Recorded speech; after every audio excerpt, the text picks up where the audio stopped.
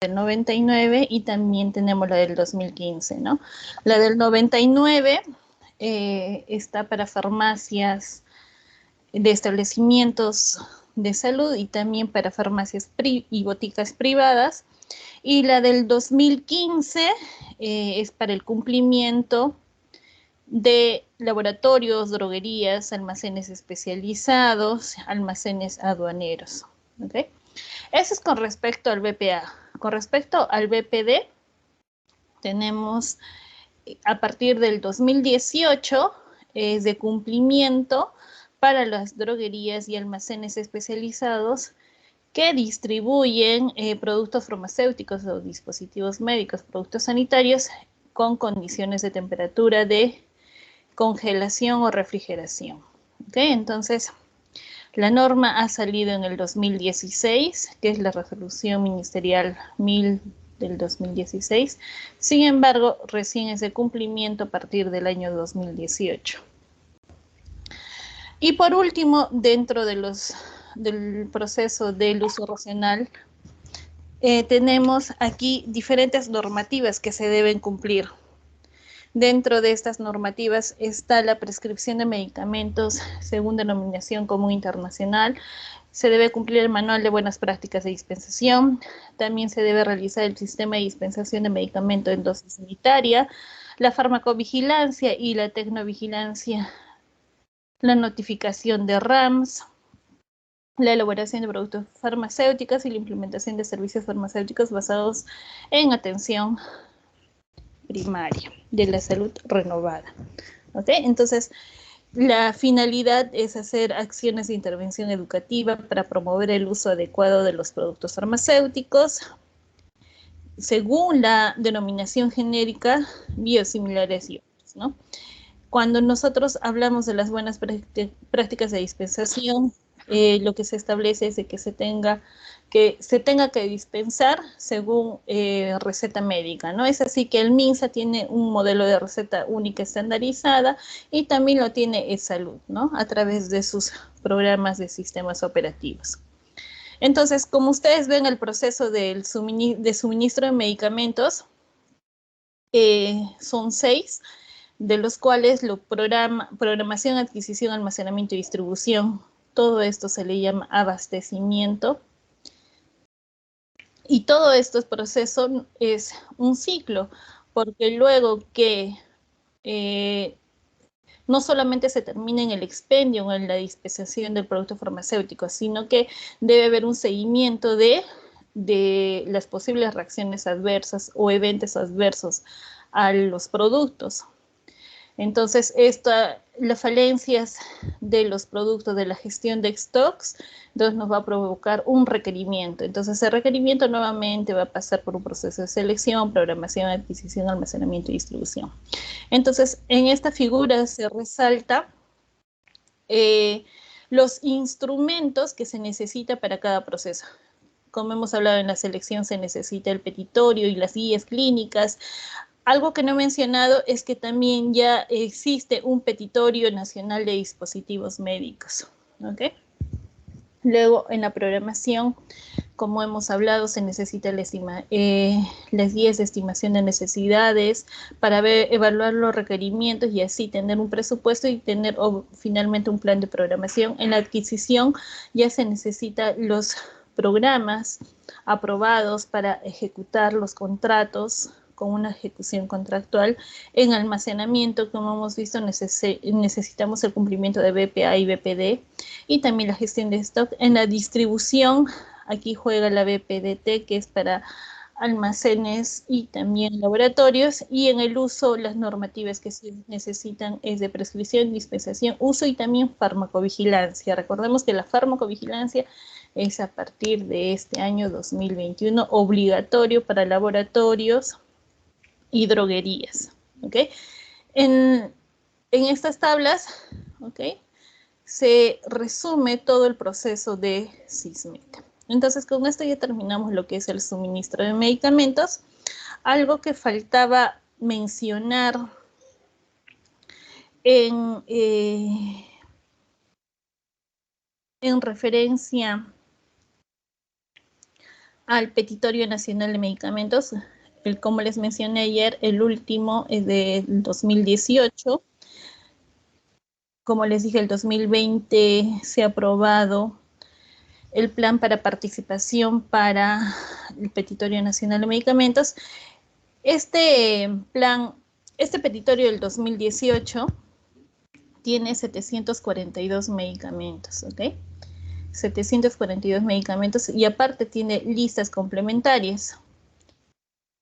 Sin embargo, algo que no les mencioné es que el salud tiene también su propio, aparte se guía del Petitorio Nacional de Medicamentos, pero también han agregado otros medicamentos. Ellos tienen su propio petitorio farmacológico. A diferencia que el Petitorio Nacional de Dispositivos Médicos, que es el PNUDME,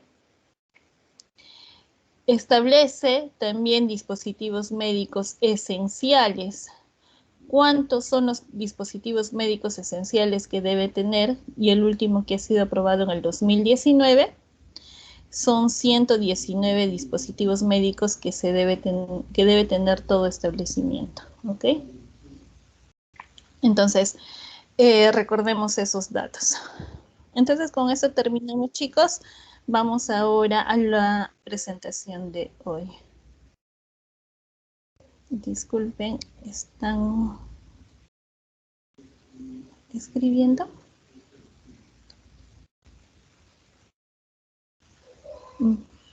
Recuerden una vez más de que las clases están en el Blackboard. A ver, un momento.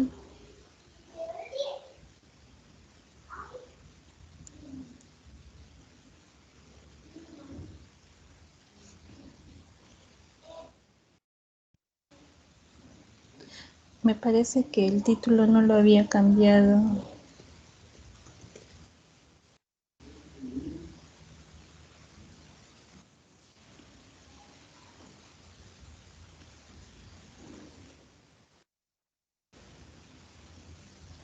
¿Pueden ver las diapositivas?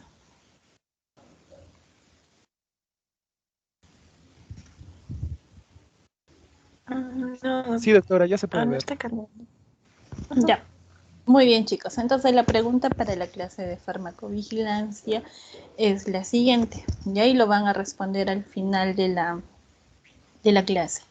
¿Cuál es la metodología que se utiliza en el sistema peruano de farmacovigilancia para la evaluación de las reacciones adversas? Una vez más, chicos, ¿cuál es la metodología que utiliza el sistema peruano de farmacovigilancia para la evaluación de las reacciones adversas?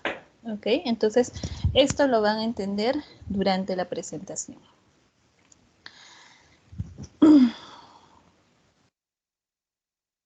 Hablar de farmacovigilancia, que es una actividad de la salud pública, es saber que tiene por objetivo la identificación, la cuantificación, la evaluación y la prevención de riesgos que pueden surgir a partir del uso de medicamentos, y también ahora se habla de dispositivos médicos una vez comercializados.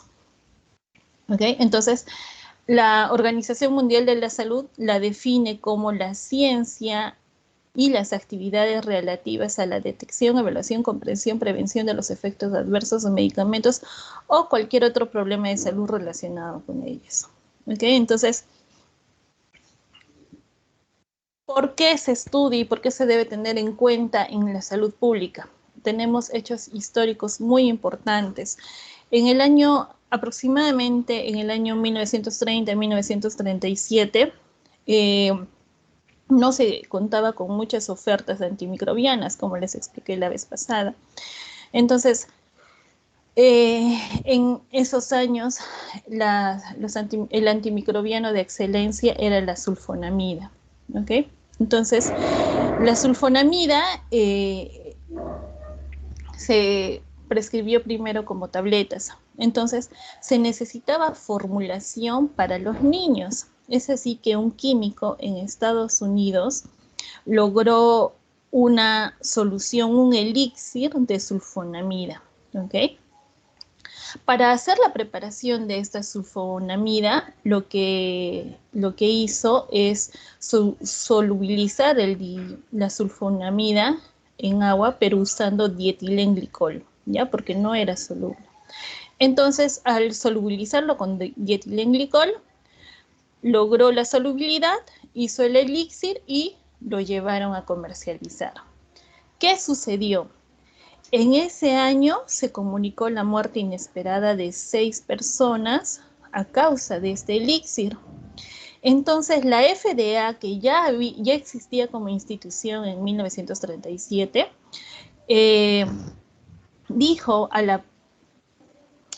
pidió solicitud a la Universidad de Chicago, al Departamento de Farmacología de ese entonces, que determinara cuál era la causa de estas muertes, ¿no? ¿Por qué murieron a causa de este elixir?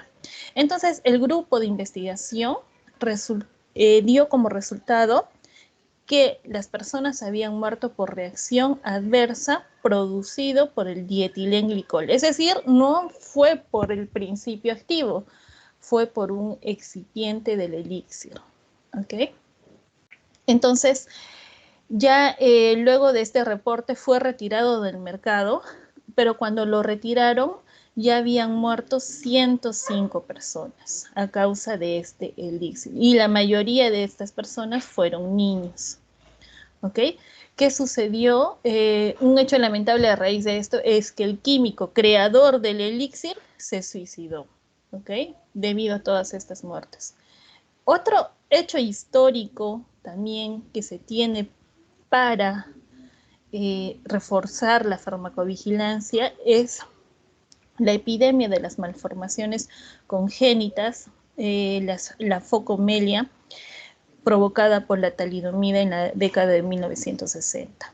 ¿Ok? Entonces, la talidomida provocó numerosos cambios en las leyes, en las regulaciones de los medicamentos, y esto provocó que la OMS en el año 1968 instaurara el Centro Internacional de la OMS, el Centro de Monitoreo Internacional de la OMS. Actualmente ese centro internacional se llama, es el Centro Internacional de Monitoreo de Uppsala, ¿ok? Que se encuentra en Suiza.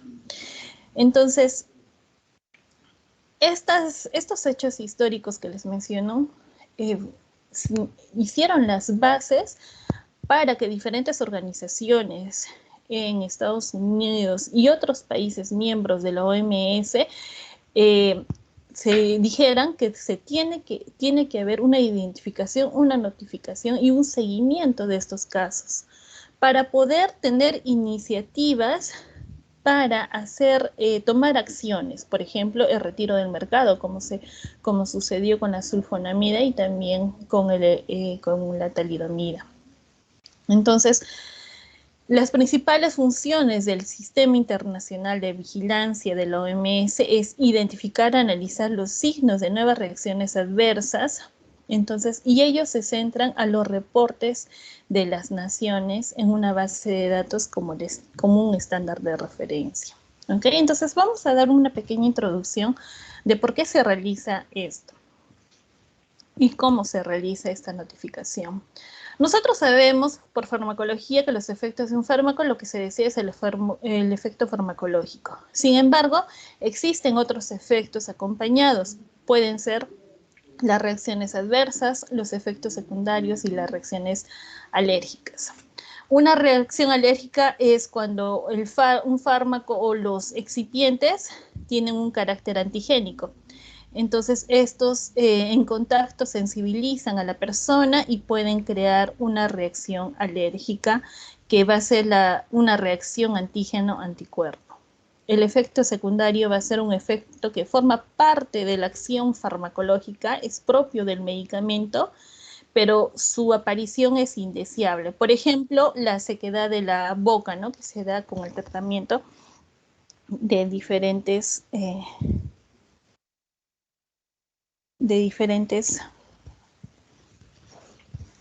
medicamentos. Disculpen. Hay otra reacción que mencionan otros textos, sobre todo los textos de la Unión Europea, de la EMA, que es la reacción idiosincrática, ¿no? La reacción idiosincrática es la reacción genéticamente determinada que se caracteriza por una respuesta anormal de ciertos individuos frente a un fármaco, ¿ok? Pero ahora lo que nos importa es eso, las reacciones adversas. ¿Qué son las reacciones adversas? ¿Y de dónde nos guiamos para su concepto? Nosotros tenemos un sistema peruano de farmacovigilancia, el cual establece el concepto de qué es una reacción adversa. Y también les he puesto el concepto de un evento adverso para que lo puedan diferenciar. Un evento adverso es cualquier suceso durante el uso de un producto farmacéutico, un dispositivo médico o un producto sanitario, pero que no tiene necesariamente una relación causal. Es decir,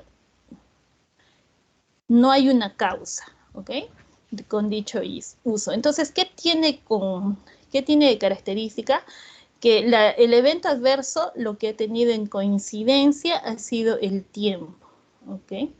A diferencia de una reacción adversa, es cualquier reacción nociva no intencionada que aparece tras el uso de un medicamento o producto farmacéutico en el ser humano para profilaxis, diagnóstico o tratamiento o para modificar alguna función fisiológica. Y entonces se presenta con dosis normalmente utilizadas. ¿Por qué les he mencionado la causa? Porque es esto lo que se evalúa para determinar si es una reacción adversa o ha sido un evento adverso. Por ejemplo, yo sé que ahora muchas personas están hablando de las reacciones adversas a las vacunas e incluso hay muchos escépticos a las vacunas que dicen que hay muertes por las vacunas. Pero es que estos hechos no podemos nosotros decir que es una reacción adversa a la vacuna hasta no probar su causalidad, hasta no probar, por ejemplo, de esas muertes que referencian algunas personas han sido causadas por la vacuna. Para ello existe toda una evaluación por el grupo de investigación, por el comité de investigación, para determinar si es o no es atribuido a la vacuna. Entonces es muy importante. En la reacción adversa propiamente dicha existe una causalidad. ¿Ok? ¿Cómo se determina entonces las condiciones de respuesta de un fármaco? Entonces, a una dosis prescrita, lo que interfiere en que se dé puede interferir en la respuesta o no, es el cumplimiento o los errores de medicación de la dosis administrada. Una vez administrado hasta que llegue a la sangre, hasta tener concentración sérica, los procesos que intervienen o que pueden condicionar la respuesta es los de absorción, distribución, metabolismo, eliminación o incluso liberación. Hasta que llegue a su concentración de biofase, hasta que esté biodisponible, entonces son las dificultades al acceso a la biofase.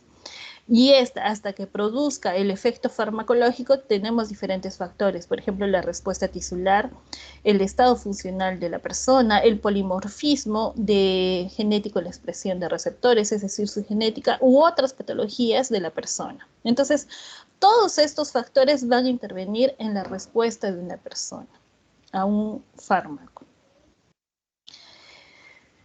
El sistema peruano de farmacovigilancia nos brinda un documento de orientación, identificación y notificación de sospechas de reacciones adversas y clasifica en 3. Lo clasifica según la gravedad. Es decir, las notificaciones nosotros lo hacemos según la gravedad y se clasifican en leve, moderada o grave. La leve es cuando se presentan signos y síntomas tolerados, ¿ok? Y es una reacción no seria, porque no se requiere hospitalización, no necesita tratamiento y no se requiere tampoco la suspensión del producto farmacéutico. La moderada es cuando interfiere en las actividades, pero no amenaza la vida del paciente. Entonces, en la reacción moderada va a necesitar un tratamiento farmacológico y puede o no requerir la suspensión del fármaco. ¿Okay? Entonces, es una reacción moderada. Esto bórrenlo, chicos. Y luego tenemos la reacción adversa grave. ¿Ok? Entonces, esto se produce a cualquier dosis del producto farmacéutico y puede tener las siguientes respuestas. Por ejemplo, que ponga en peligro la vida o causa la muerte del paciente, cuando se necesita la hospitalización, cuando es causa de invalidez o causa de alguna alteración o malformación de recién nacido, o contribuye directa o indirectamente en la muerte del paciente. ¿Okay? Entonces, recordemos que esta clasificación es según la gravedad, porque existen otros tipos de clasificaciones. Yo solamente estoy explicando la que menciona en el sistema peruano de farmacovigilancia. Esto es con respecto a fármacos. Con respecto a los ESAVIS, es decir, a los eventos atribuibles a las vacunas, tenemos también leve, moderado y grave. Nuevamente, en leve es cuando los síntomas son fácilmente tolerados, cuando no requiere tratamiento ni hospitalización. El moderado es cuando requiere un tratamiento farmacológico o un aumento en la frecuencia de observación del paciente. Y el grave, cuando, o también considerado severo, es cuando amenaza la vida del paciente y requiere hospitalización. Un momento, chicas.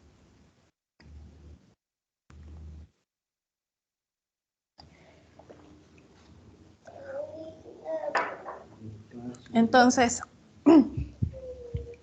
los ESAVIS severos pueden ser la manifestación de una enfermedad no identificada, como les mencioné en el ejemplo, antes de la vacunación.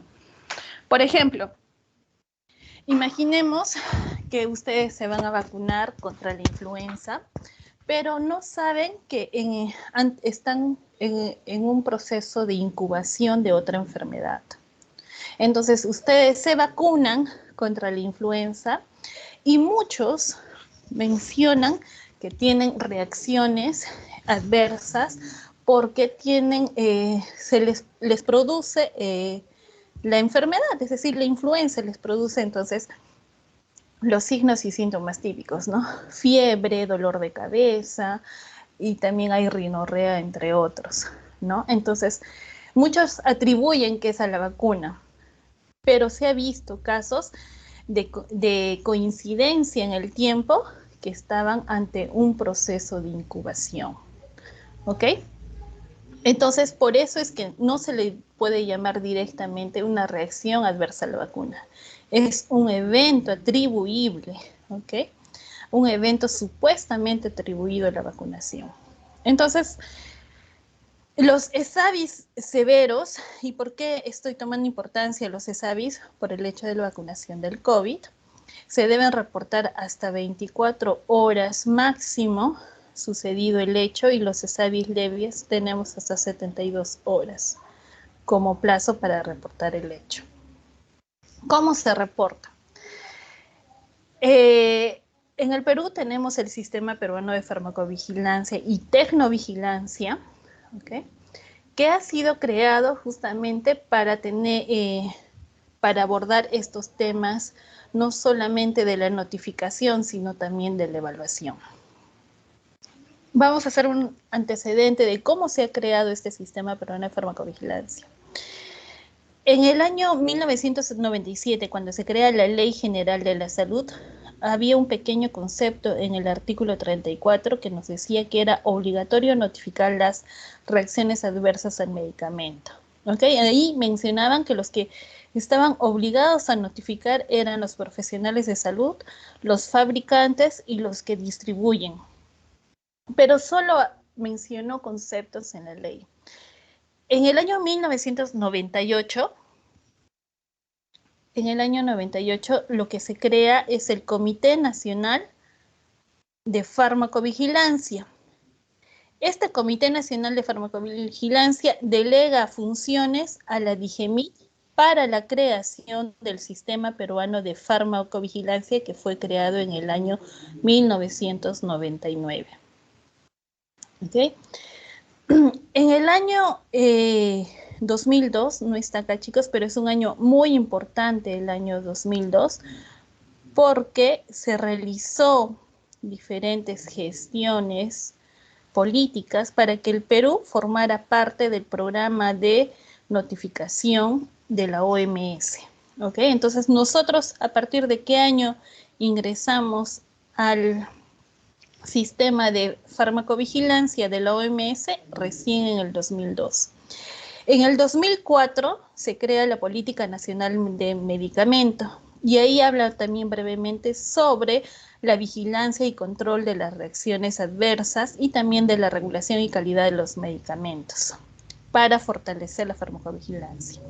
En el año 2009, que se crea la famosa ley 29459, que es la ley de los productos farmacéuticos, establece que la Autoridad Nacional de Medicamentos, es decir, la DIGEMIT, va a conducir el sistema peruano de farmacovigilancia y ahí ya aparece el otro término, sistema peruano de farmacovigilancia y tecnovigilancia. ¿Okay? En el año 2011, con el decreto supremo 016, que es para el registro, control y vigilancia sanitaria de productos farmacéuticos, dispositivos médicos y productos sanitarios, lo que se hace es una norma técnica sanitaria 123 para la creación de reglamentos. Es así que ya en el año nosotros 2020 se aprueban las buenas prácticas de farmacovigilancia para que se realicen tanto en droguerías, almacenes y los titulares de registro sanitario. ¿Ok? Fue aprobado recién en el año 2020, pero miren todo lo que ha tenido que pasar para que recién se apruebe el manual de buenas prácticas de farmacovigilancia. ¿Y desde cuándo se tiene que realizar esto de manera obligatoria? Desde el 2021. Sin embargo, todavía se ha dado tiempo todo este año para el proceso de capacitación. Es decir, todo este año la DIGEMIT, el Sistema Peruano de Farmacovigilancia y Tecnovigilancia, a través de sus diferentes comités, están capacitando en las diferentes regiones a todos los profesionales de salud y sobre todo a los químicos farmacéuticos. ¿Ok? Entonces, ustedes van a entrar ya cuando egresen, este sistema ya es de manera obligatoria en las diferentes entidades que les he mencionado. Entonces, su finalidad principal del sistema peruano es de vigilar, evaluar la seguridad de los productos farmacéuticos, dispositivos médicos y productos sanitarios para la adopción de medidas que permitan prevenir y reducir los riesgos a través de estos diferentes objetivos. ¿Okay? ¿Quiénes forman parte del Sistema Peruano de Farmacovigilancia y Tecnovigilancia? Primero, la Autoridad Nacional del Medicamento, y aquí se encuentra el Centro Nacional de Farmacovigilancia y Tecnovigilancia. Luego, las autoridades regionales de salud, las DISAS y DIRESAS, JERESAS y las DIRIS. Estos son los centros de referencia. Luego tenemos salud, la sanidad de las Fuerzas Armadas y de la Policía Nacional.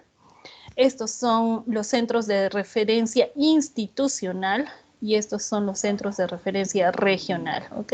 Hay dos tipos de centros, de referencia regional e institucional.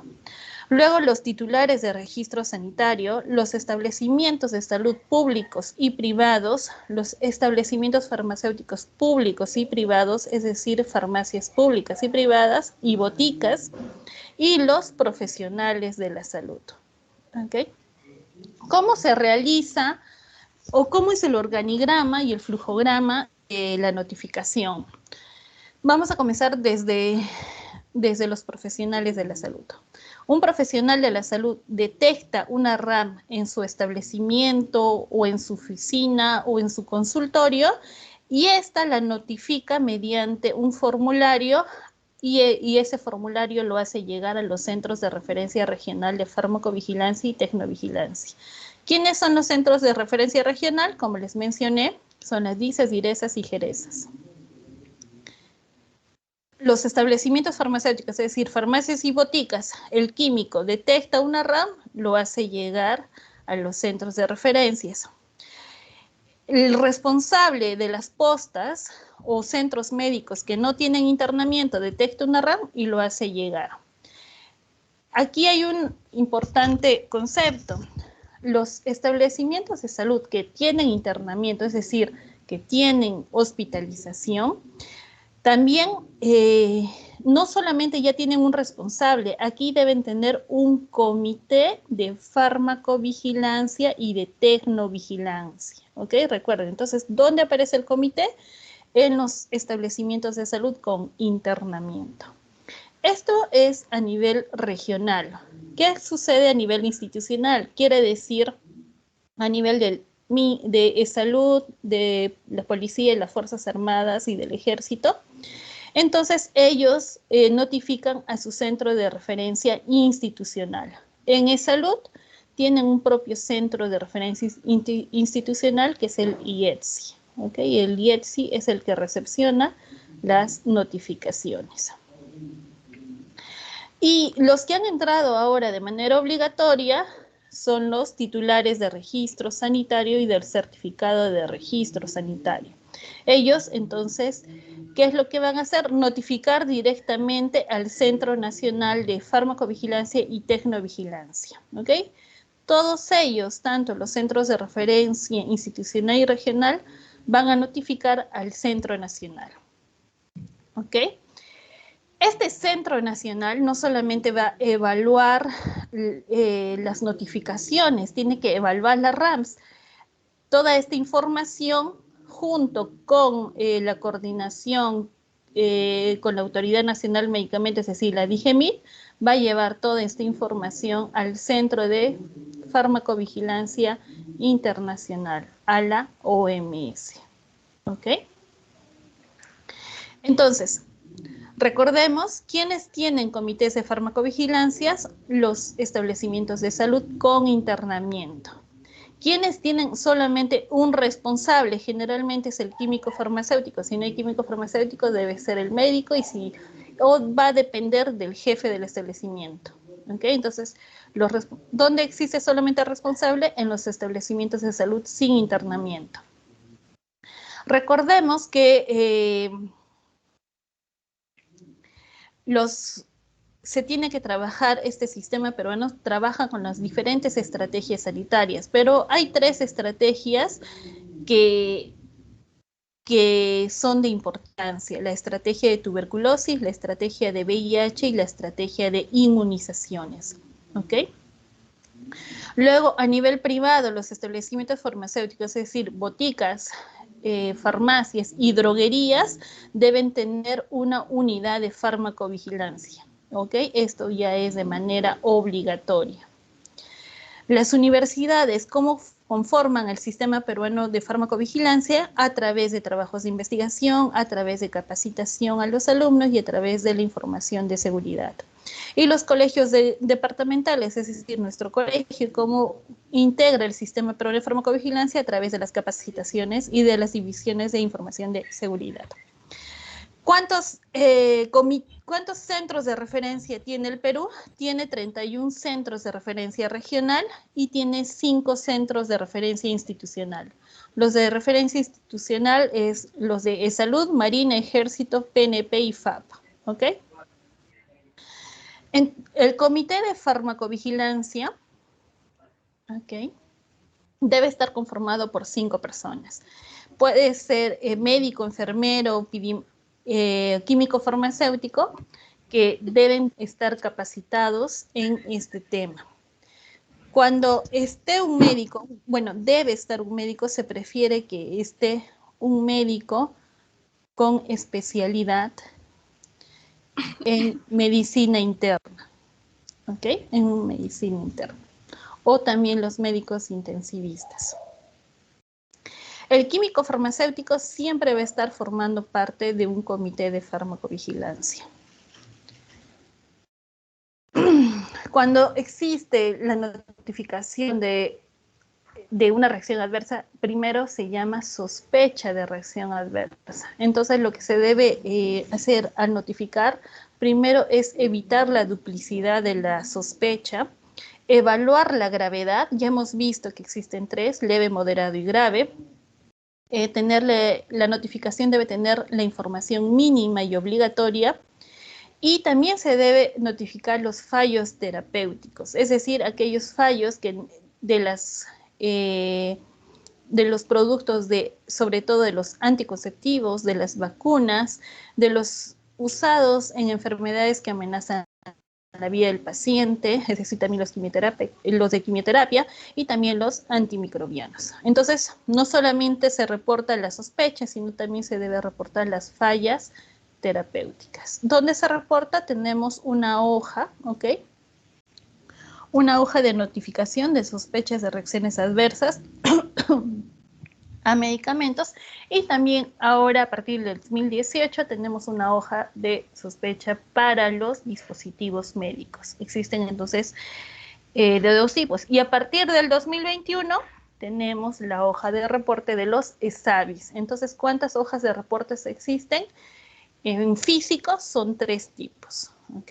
De medicamentos, de dispositivos médicos y de ESAVIS. ¿Cómo se realiza la notificación? Primero, se tiene que detectar la sospecha, la reacción adversa al medicamento o el dispositivo médico. ¿Cómo se le llama al dispositivo médico? Se le llama incidente adverso, ¿ok? Incidente adverso al dispositivo médico o ESAVI. Estos se van a notificar. ¿Cómo se notifica? A través del llenado del formato de notificación que les he mostrado anteriormente. Luego de llenar y notificar, se debe registrar.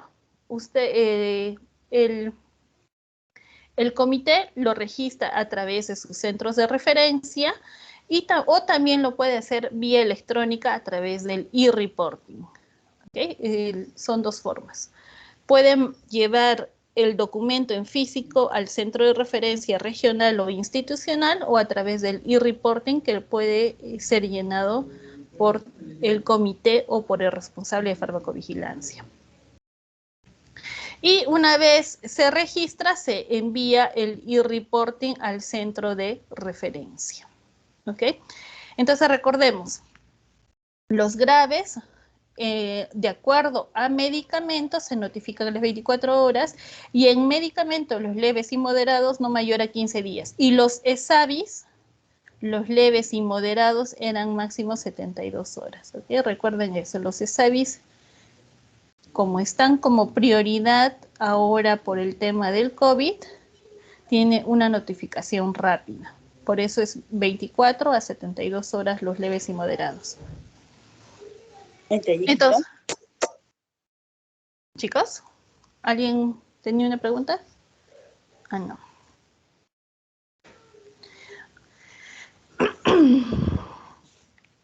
Entonces, existen diferentes métodos de notificación. Aquí tenemos las hojas de reporte que les he mencionado, que existen tres, tanto de medicamentos, dispositivos médicos y también de vacunas, que pueden ser llenados por los profesionales de la salud, los responsables de farmacovigilancia o los comités de farmacovigilancia.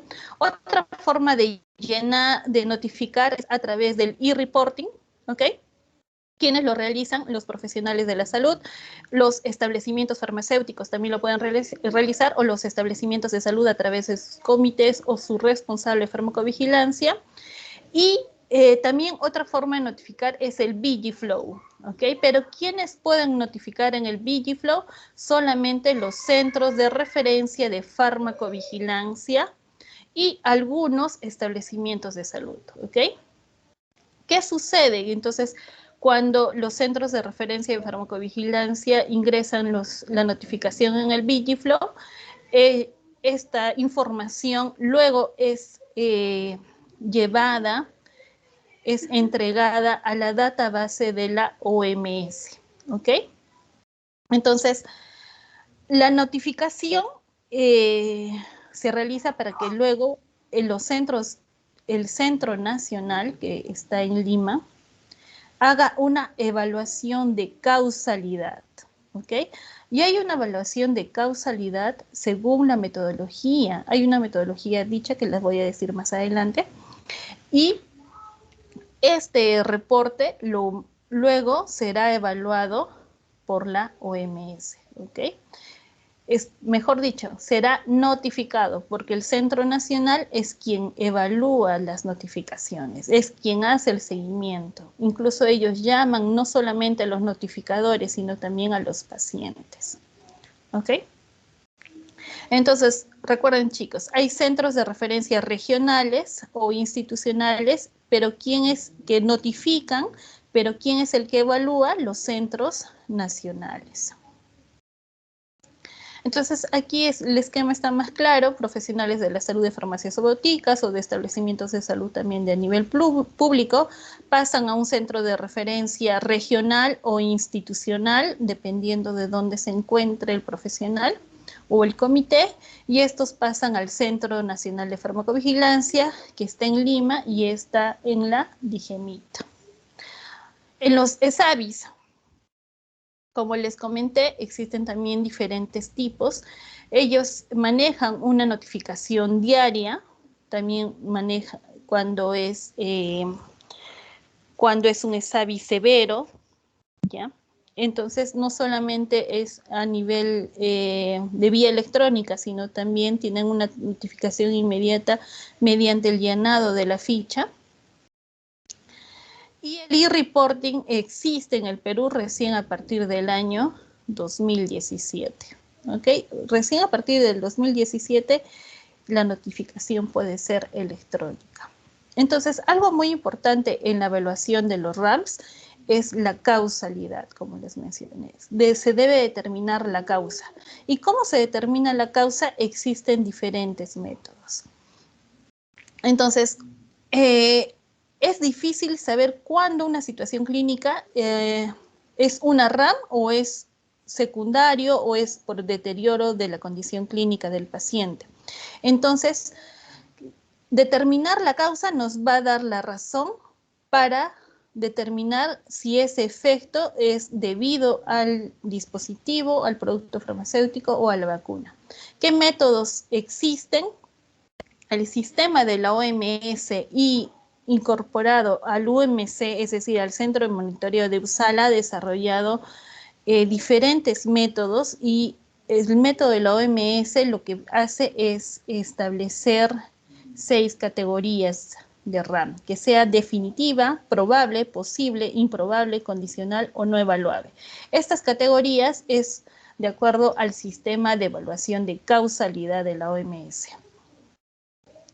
¿Cómo lo realiza? A través de algoritmos. Entonces, se realizan diferentes preguntas con puntajes y nos lleva a una tabla de decisión para tener una escala diagnóstica.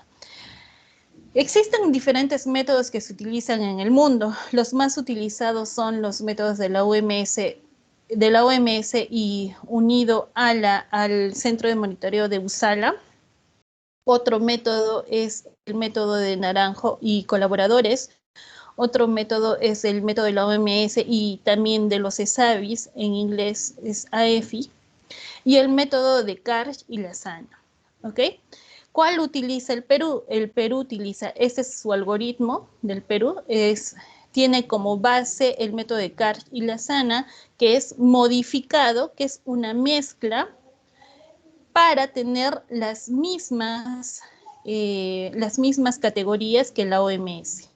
¿Ok? Entonces, recordemos, el Perú utiliza este método a través de su sistema peruano de farmacovigilancia, el método de Karsh y Lasana modificado, y sus categorías son las mismas que el de la OMS. Es decir, las categorías de causalidad son definitiva, probable, posible, improbable, condicional o no, y no evaluable. Entonces, la farmacovigilancia tiene sistemas de información. Sí, tenemos la Vigiflow, que está conectado al Centro de Monitoreo de Uppsala. Tiene diferentes artículos científicos que están libres en Internet. Así también tenemos las agencias de países de alta vigilancia sanitaria. Y también tenemos diferentes páginas de detección de la farmacovigilancia de la OMS. Gracias a esto, este sistema de notificación y la detección de RAMS lo que establece es determinar intervenciones y estrategias políticas para que se pueda determinar intervenciones, como por ejemplo la suspensión de la comercialización, por ejemplo, ¿no? Entonces, todo esto nos va a ayudar, toda esta información sobre los eventos adversos y nos va a ayudar a tomar medidas de prevención. La historia ya demostró la importancia de tener un sistema de farmacovigilancia. Entonces, los esfuerzos que se realizan en las diferentes organizaciones en el mundo ya están mucho más avanzados que el nuestro. Nuestro país no es un país de alta vigilancia, recién vamos a ingresar recién podríamos ingresar a un país de alta vigilancia si nosotros como profesionales seguimos notificando, no solamente notificando, sino también evaluando estas reacciones adversas. Entonces, ¿cuál es el reto que tienen ustedes como profesionales? Hasta, como les mencioné, hasta el año pasado solamente era una opción notificar. Muchos de ustedes van a entrar a droguerías o algunos ingresarán a laboratorios, otros ingresarán a almacenes especializados o almacenes aduaneros o incluso algunos de ustedes ingresarán a hospitales. Recordemos entonces que el reto de ustedes es empaparse de este tema porque ya en nuestro país es obligatorio. Nosotros llevamos muchos años de desventaja. Por ejemplo, en Chile es obligatorio a partir del año 2002. Ellos nos llevan 19 años de diferencia de notificación en comparación de nosotros. Entonces, el reto es grande, no solo como profesionales, sino también el hecho de estar constantemente actualizados. ¿Ok? Chicos, con esto finalizamos. Muchas gracias. Espero que les haya interesado este tema sobre lo que es farmacovigilancia. No se olviden entonces de contestar. Ya les mencioné qué método se utiliza en el Perú